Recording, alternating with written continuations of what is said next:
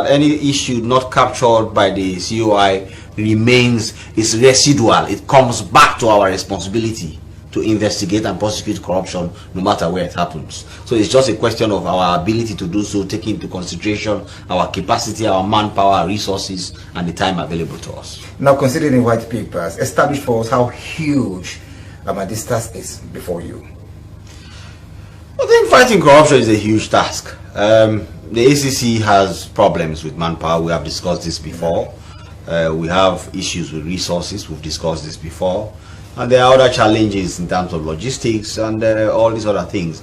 So the COI has just dumped on us a lot more when already our cup was full. But we'll see how we can manage it. I've always said that when God is involved, numbers don't matter.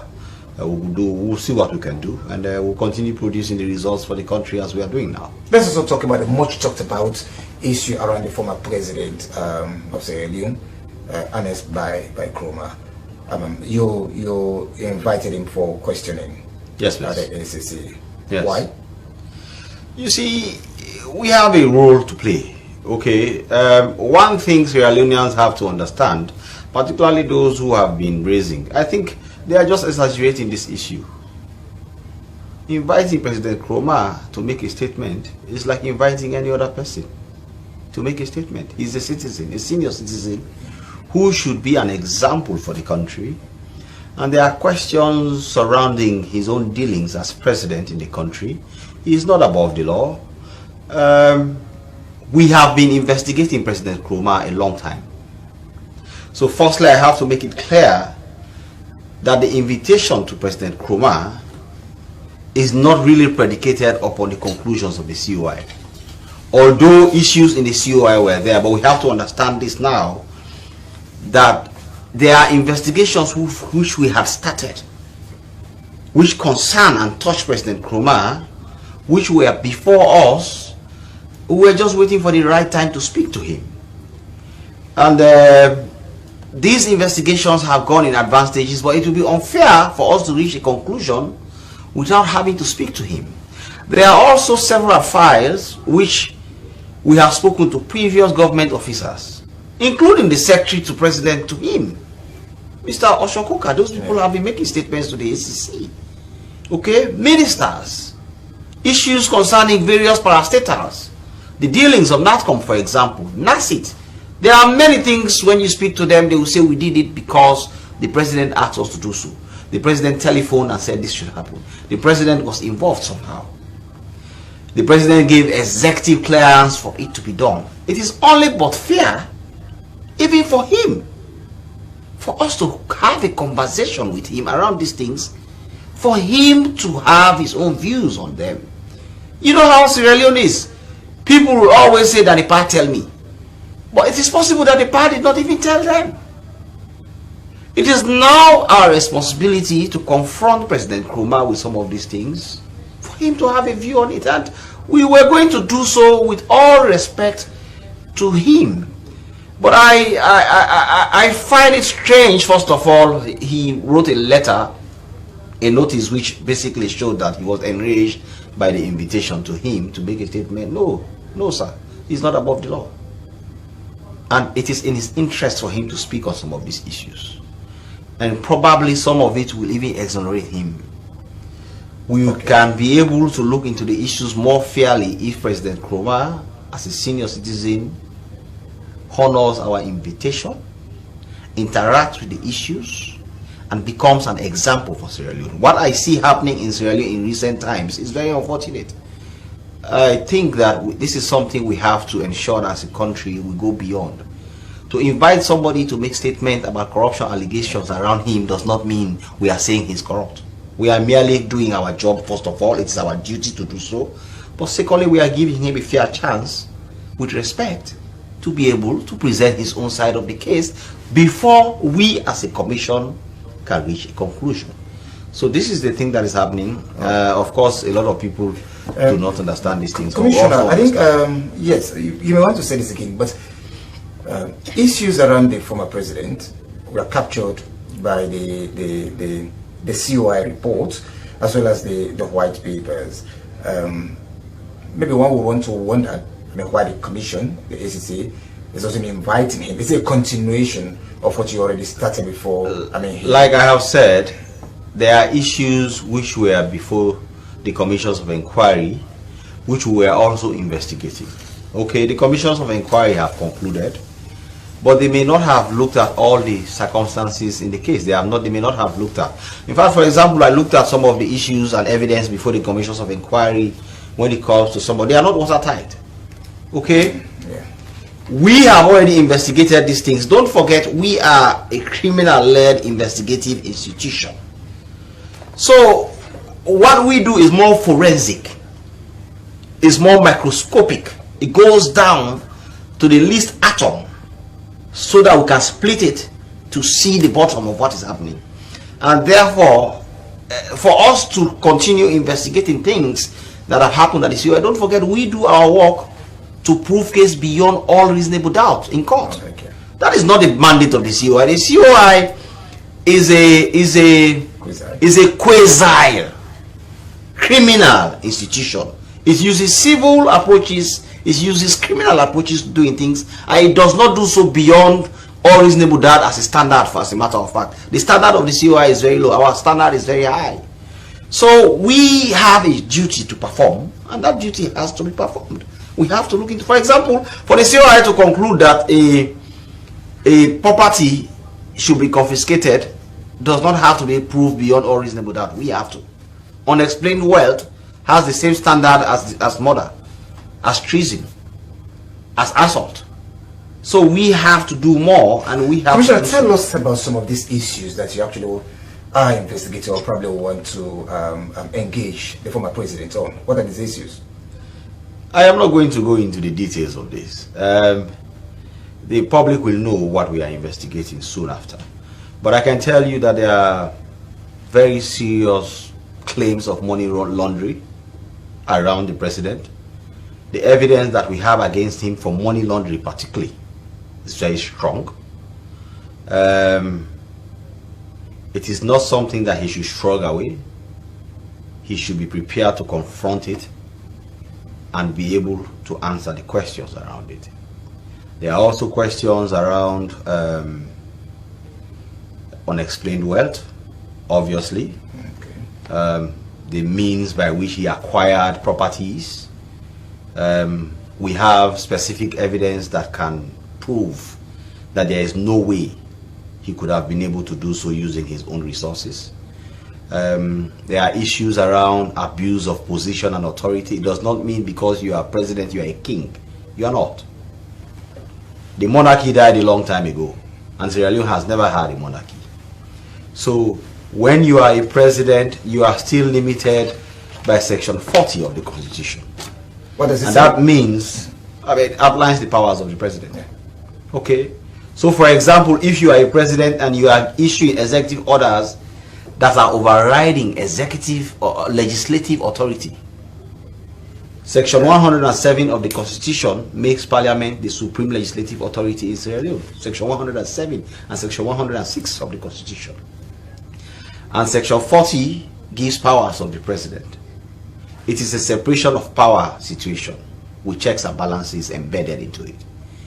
If you are president and you are doing things that touch and concern legislative competence, overriding legislative authority, taking away that which should be done, parliament says that this is how we should do this, and you come and say no, don't do it that way, do it this way, the president can be wrong, and the president can be criminally wrong in that regard. Is it one of the issues that you are likely to talk to me about? Yes, those are the issues. For example, some of the executive orders that were issued is for us to ask him, did you actually direct this to be issued? Because when, for example, Oshokoka is signing as secretary to president, he will say, I have been instructed by the president to sign. Okay? Executive orders are the powers by which the president exercises executive authority. If other people are signing it in his name, it has to come from him. And therefore, there are many that happen under his watch. So he has to see them, and we ask him, did you really direct this? Did you really instruct this?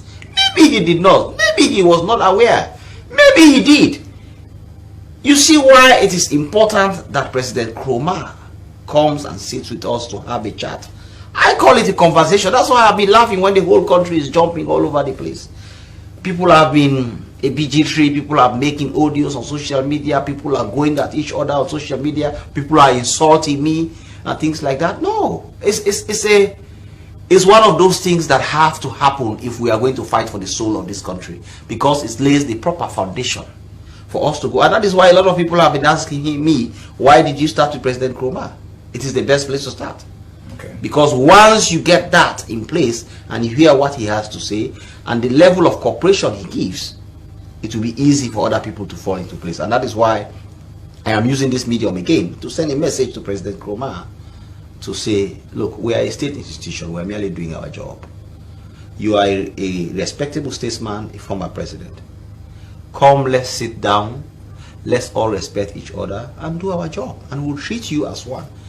But to want us to go to his house and he's sipping whiskey while we ask him questions about what is happening in the country, I don't think it is fair to the country for that to happen. Yeah, we'll come to that, but like you have done on the issue of executive orders, you know, just some explanation around some of the things that probably might have happened. You may want to take me through the issues around maybe unexplained wealth. I mean, maybe you spoke about money laundering. What essentially? Oh, unexplained wealth basically is, I mean, President Nkrumah made asset declarations.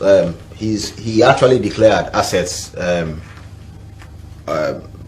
maybe 4 or 5 times during his presidency. Okay, some years he skipped, but mostly he did, and that is very exemplary what he was doing. Some ministers never bothered to even declare assets once, but he did. He even did his exit declaration, and there are various issues in those declarations which we are supposed to inform his wealth. Don't forget, asset declaration tells you what you had before you came into a position, and the exit declaration tells you what you had when you left. Now the ratio, the combination of those two, you subtract what you had before you came, but it is easy to calculate what you had during the time you were there, and then we check now what you actually had at the end of the day, whether the combination of what you had during the time you were there and what you had before you came in, which you yourself voluntarily declared, can amount to the resources, probably in terms of houses, in terms of cars, in terms of bank accounts, in terms of everything you have, whether it will now be able to match.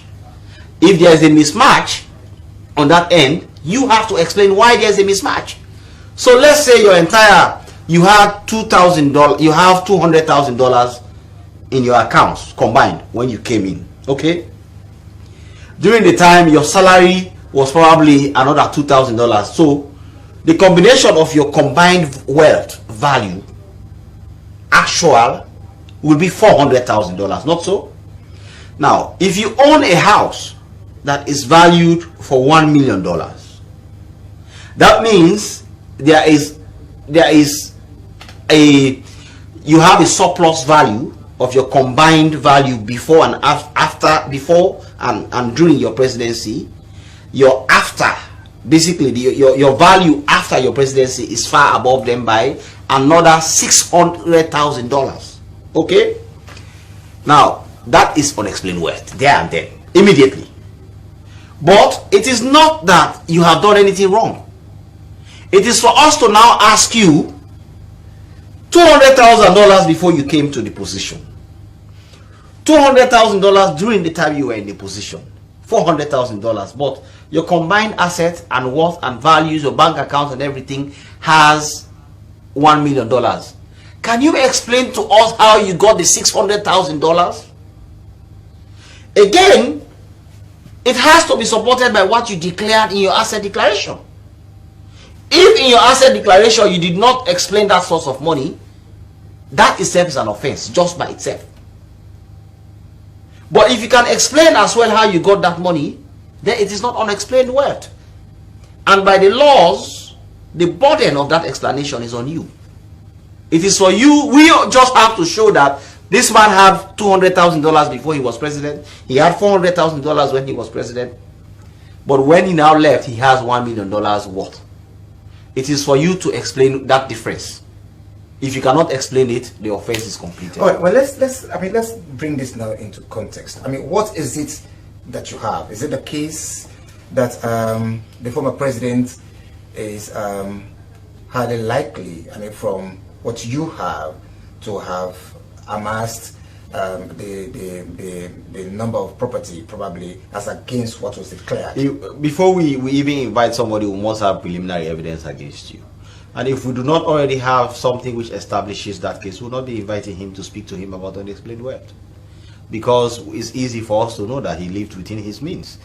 And that is why it is not every public servant that is being questioned about their means. Even the COI, you will see that by the calculations in the COI, his wealth was about 4 billion. Whose wealth? The president. His earnings as president was about 4 billion throughout the time when he was president. President Nkrumah? Yes. President Nkrumah. Yes. Okay. Just one of the houses which was broken down at Godrich and rebuilt when he was president is valued by the COI, not us, to be about 40 billion. That by itself, just that one property, has already thrown the question open as to whether this is unexplained or not. But now leave that. Go to McKinney and look at the property in McKinney. This property was built on a 20-acre land, but later extended to 25-acre land by the evidence we have. Okay, the combined value, just moderate value of that property, even based on just the payment that was made for it, is about $4 million. Okay, let's forget about market valuation. Let's just talk about actual. What did you pay for this to exist? It's over $4 million.